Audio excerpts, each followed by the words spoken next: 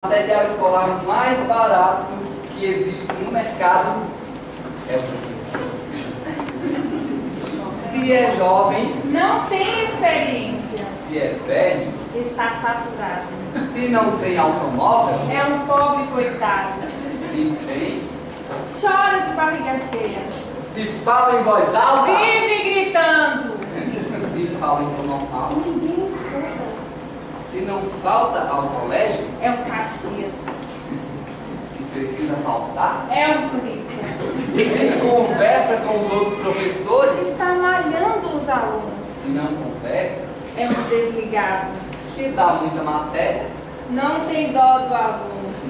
se dá pouca, não prepara os alunos, se brinca com a turma, é um metido engraçado,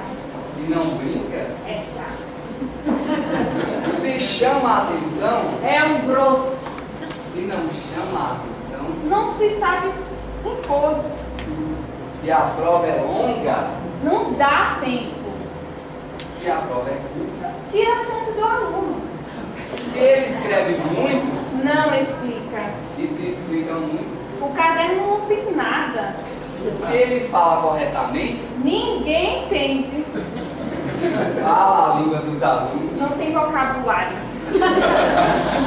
se exige, é rude, se elogia, é debochado, se o aluno é reprovado, é perseguição, se o aluno é aprovado, deu mole, o professor está sempre errado. Mas se nós conseguimos ler até aqui, agradecemos a ele.